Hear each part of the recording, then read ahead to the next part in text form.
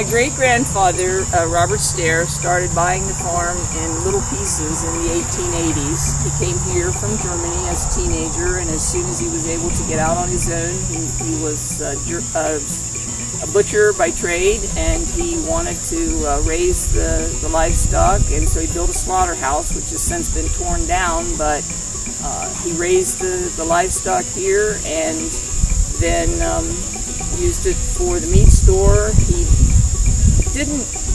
I don't think they went to the bank when they wanted to buy property back then. I think he had to have the money, and so he would just work until he had enough money, and then he would negotiate with the neighbor to buy another 5 acres or another 10 acres or whatever they were willing to sell. And so the farm is very irregular. There's no squares, no rectangles or anything like that, and he just bought it up bit by bit, and he lived here for a long time. I don't remember exactly when he moved off the farm, but he lived into his 90s, and then the farm passed to my grandmother, and she lived here until she was in her 60s, and then my father took over the farm, and he farmed it until just 20 years ago.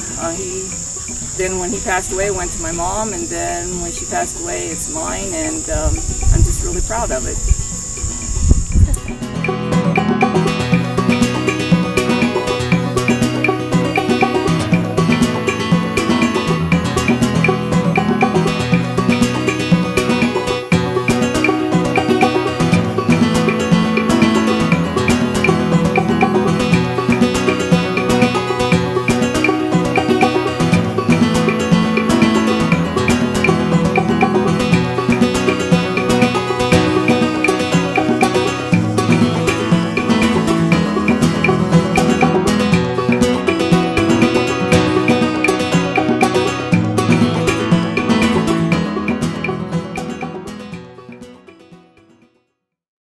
Biggest thing I learned growing up on the farm is how to work.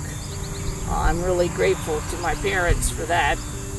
I think a lot of people don't know how to work hard nowadays. It really affects us. But anyway, that's the biggest thing that I learned. I think the other thing that I learned as being a farmer's daughter was that you have to value the land, but it's a formidable foe, because you got to fight the weather, you got to fight the land, and yet at the same time you're a partner with the land. So I think farmers are really good at being good conservationists, but at the same time they have to learn how to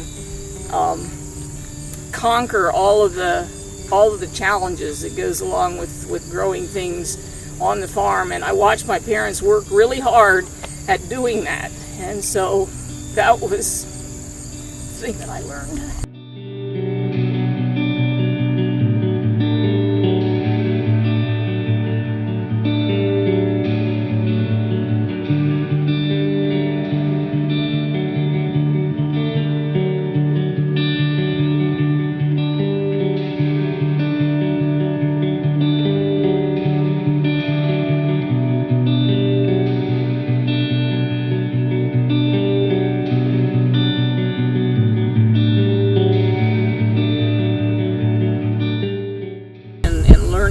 That involves, because a lot of people just have no idea how to raise anything and how to supply any food for themselves.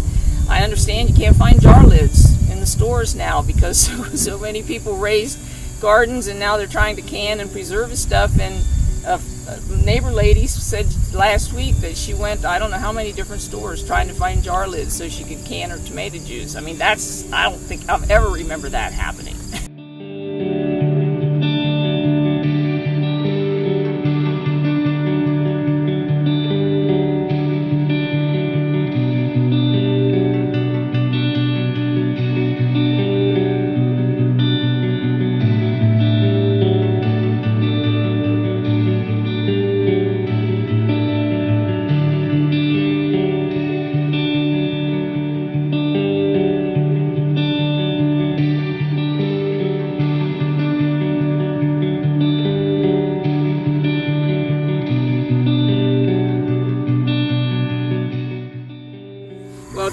stewardship is having a healthy respect for the land.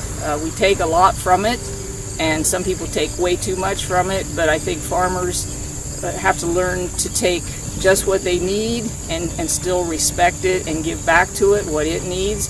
Native Americans called it Mother Earth, and I think that's a good analogy, is that, I mean, you respect your mother, but you also take care of your mother. And so that's, I think, what farmers maybe do better than a lot of city people think they do.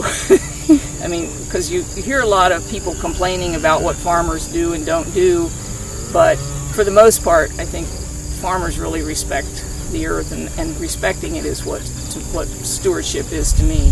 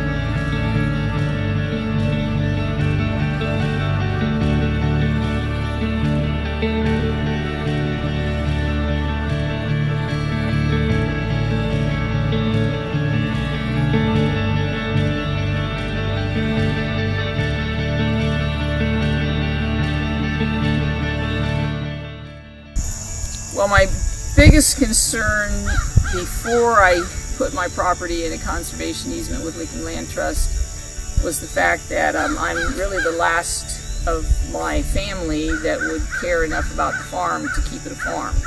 I have no siblings, I have no children.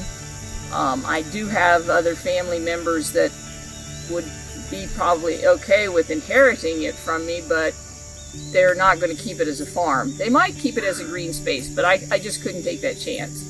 So I was concerned that it stay, if not a farm, at least green after I pass away. So I started exploring options. My mother passed away in 2004, and so I started exploring options, and by 2007 I had completed the easement with Licking Land Trust, and I'm very happy about it. And as far as trusting them, in perpetuity sounds like a very, very long time, but I do trust that they will do everything that they possibly can to keep it as a green space, and that makes me very happy. They were helpful.